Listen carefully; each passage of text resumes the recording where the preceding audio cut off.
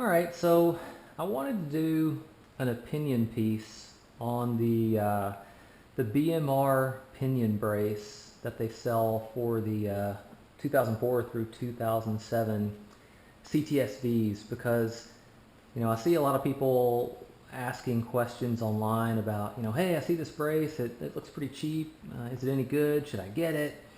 And there are a lot of opinions on both sides of the fence. I think for the most part the opinions are pretty negative, but I just wanted to put maybe my own thoughts out there as I've kind of looked at this brace and considered how it works, because I referenced this. I looked at it whenever I was building the diff braces that I make myself.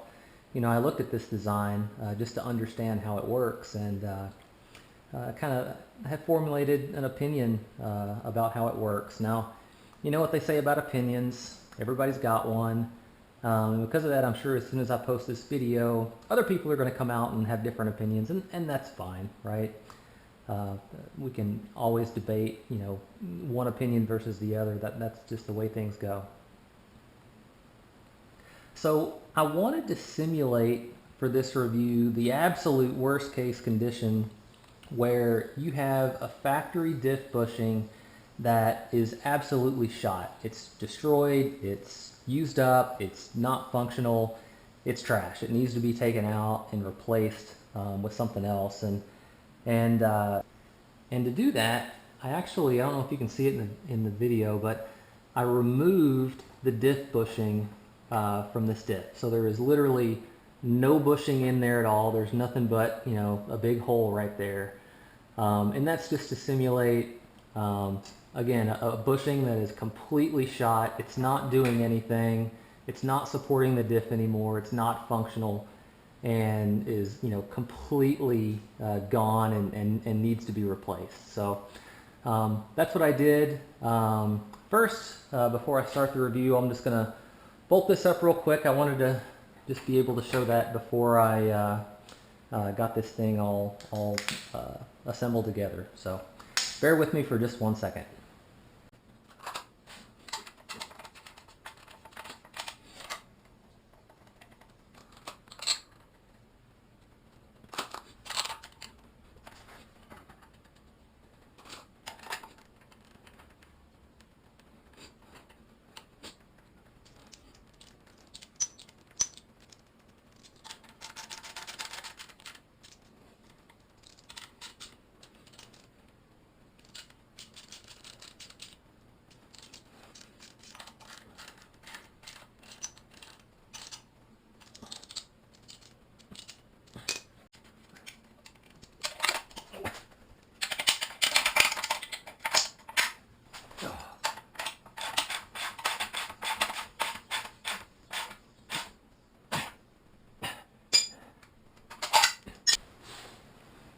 Alright, so now that I've got it installed, I just want to talk about the first part of this design that I don't like. And that's that the way the brace works, or the way it functions, is it completely bypasses or goes around or locks out the factory diff bushing. So I don't care how shot your factory diff bushing is or how new it is. If you just put a fresh one in, it doesn't really matter, because this brace goes around it and renders the factory bushing completely useless. So to show you what that means, I'll take this crowbar right here and I'll put it in here. And again, there's no factory bushing here. It's just an empty hole. There's nothing there. We're just using the BMR Pinion brace. But even though that bushing is completely missing, and you saw before I assembled this on there that the diff had a lot of movement. It was able to go up and down pretty easily. But now with the BMR Pinion brace on, even with no bushing at all, I mean, it doesn't matter how hard I push on the diff. It doesn't matter, because the relative position of the diff is fixed to the cradle now, because you've got these 4 bolts here, and then you have the center bolt going through there. And so really there's no opportunity for the actual factory bushing to do everything. You've bypassed all of that, and now the only bushing that's actually doing anything on the front of the diff is the bushing that comes as a part of the BMR piece, which I didn't show before the video started, but it's really small. I mean, there's maybe a very thin layer of rubber in there. It's not very thick. Doesn't have a lot of forgiveness to it, a lot of durometer, so it's really firm, really rigid. And now the problem with that is GM put a lot of time, effort, and energy in their engineering department, to take the design of a differential and take all the stresses and forces and torques and everything, that's being applied to the diff case by the ring and the pinion gear, and taking that stress and all those forces and everything, and designing the diff case such that all those stresses flow up, into the case and flow into the factory OEM bushing location. But again, the BMR pinion brace kind of bypasses all of that engineering and design work that went into these things. And that gets me to my second problem with the design, which is that, the brace pushes all of those forces and torques into these four pinion flange bolts that honestly were never designed to take that kind of load, that kind of stress. And not only that, they're rigidly mounted to the subframe, so you've got very high potential for shock loads, and not a lot of durometer here in this bushing going into these four bolts and bosses that were just never designed to handle that type of stress. And so I would say that's my second problem with the design, is just the way it changes the load pattern into these four pinion bolts. By extension, the other problem here is with only four bolts, you're not really able to get a lot of clamping force. The factory torque spec is 21 foot-pounds, so 20, 40, 60, you're talking about 80 foot-pounds total clamping force here, which, for a solid mounted connection like this with these very small bolts is just really not enough. Another thing that can happen is if these bolts ever loosen up, and that can happen for a couple of reasons. One, maybe somebody installed them but they didn't use Loctite, and so they kind of loosen up and back out over time. It could be that if you look really closely at the differential, there are these small raised letterings on the front of the pinion flange, and when you first bolt this on, the brace is going to be tight against those raised letterings, but over time the friction is going to make those letterings kind of wear through your powder coat, wear through that thin aluminum of the etchings, and if that happens, now you've got just a little bit of loss of torque or force on these bolts that used to be there but goes away. But the problem with that is, if for whatever reason these bolts back out, now you've got a diff that has the ability to move, that it can slip underneath the brace, and when you hit the throttle, you can just imagine the shock load that goes into these bolts. If you nail the throttle and you get this differential trying to whip up, and it hits these bolts and transfers all that stress into those mounting bosses, you can just imagine that shock load is just a lot, again, on bolts, fasteners, and mounting points that were never designed for that type of load. And the last thing I'll say about this brace is the diff naturally, because it's got this one mounting point here, as you accelerate, you hit the throttle, you launch your car, and the pinion tries to rotate up. With one mounting point over here on the side, you've kind of got a rotation that wants to happen about this bolt, about this mounting bushing.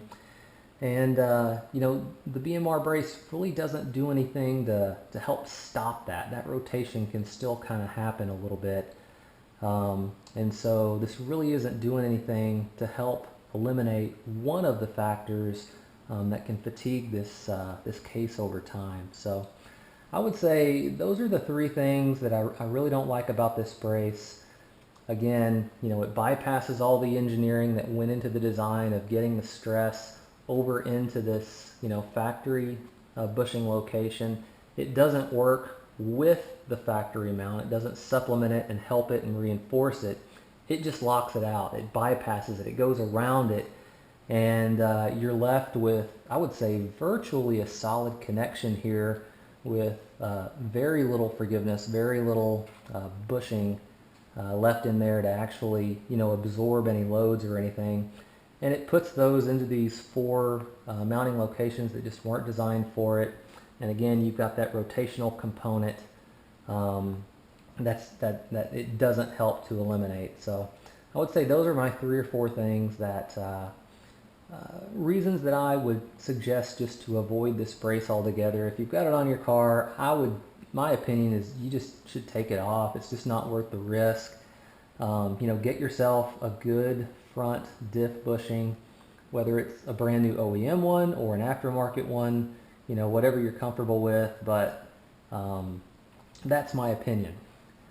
Now, let's ask ourselves, why was this so popular? I mean, once upon a time, this was the most popular brace for the CTS-V on the market. And my opinion is it was timing. Back in the early, 2008, 2009, 2010, there just wasn't a lot of aftermarket support for these cars. And so you had guys out there with factory bushings that were starting to wear out and needed to be replaced. And, rather than replacing the bushing, they thought, well, I'll just go buy this pinion brace. And they would throw that in there, and all of a sudden it felt like magic, right? Because it was like going to a solid front diff mount. All of that slop from the factory bushing, especially if it was worn out, all of that went away. And so it was just an amazing difference. People, by the seat of your pants, it just felt great because it eliminated so much of the movement of the diff. And so people they thought that it was a fantastic product, right? They thought it was wonderful. It was doing its job. It's reducing wheel hop. It feels so much better by the seat of the pants. But we've come a long way. Number one, we've learned that this brace does tend to break diffs. It's happened a whole lot. And, number two, the aftermarket support has really come on. Now we've got better options out there. You've got, I would say, better braces. You've got better aftermarket options for bushing, both the front and the rear. You can replace those. You've got cradle bushings now that just weren't available back in the day. So we've just come a long way in terms of support for this platform, for these cars. And so really, I would say this brace has kind of outlived its time. And again, if you've still got it on your car, I would suggest just to go ahead and take it off. All right, so you might be saying, well, Mark, you make a brace, right? And what's different between what you make versus, the BMR brace that we've been talking about? And, is it any better, or, is it the same and it has all the same, issues and concerns to it? And so for that, I would say no. There are some significant differences between my design and the BMR brace.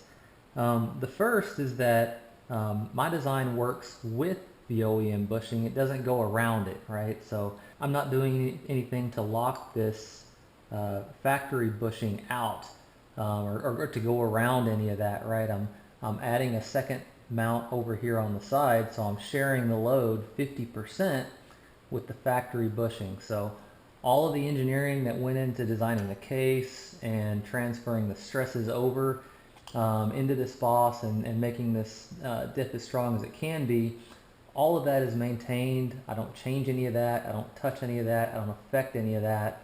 All I do is I'm adding an additional support over here on the other side and sharing the load with the factory bushing. The second thing that's different is I have a lot more bolts that I use to mount my brace to the diff.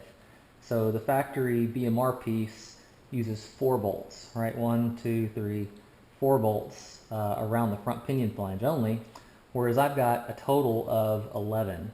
right? So 4 versus 11, that's almost, you know, if I had 12, that would be 3 times more. So let's just round it to that for easy conversation. So I've got 3 times more clamping force between the brace and the differential, and that extra clamping force helps make sure that, you know, under all the forces and loads and everything, that there's no chance that this brace could, you know, could slip because there's not enough clamping force between the brace and the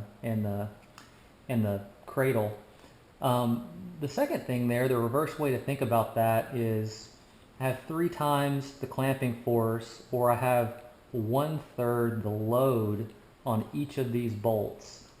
So, you know, number one, remember I'm sharing the load 50% with the factory bushing, and I have 1/3 the load being transferred to each of the bolts. And so, you know, half of a third is a sixth, right? So when you work that math out, that's 16%, right? So whatever load the BMR brace is putting into these, the factory, the 4 bolts here on the front pinion, I'm only putting 16% of that same load, or that same force or stress, 16% of that on each of my fasteners. So I'm putting a lot less stress into a greater number of bolts, and that helps reduce the possibility of, you know, potentially cracking the case, because you're just putting too much force on these 4 mounting points there on the BMR brace. And then the final thing is rotation. So the BMR brace really doesn't do anything to stop the flexing and the twisting of the diff, whereas in my design I have this extra mount over here on the right hand side to support the diff case evenly on both sides, and that helps, you know, reduce the ability or the potential for this diff to want to twist, right? Because it's got evenly distributed mounts here. So I would say those are the 4 main differences between my design and the BMR. Again, you know, this is an opinion video, right? People are going to come back, I'm sure, as soon as I post this video and have other comments or ideas, but that's my view of the world, and what would be different between the braces that I make versus, you know, the old original BMR pinion braces. All right, guys, thanks for watching the video.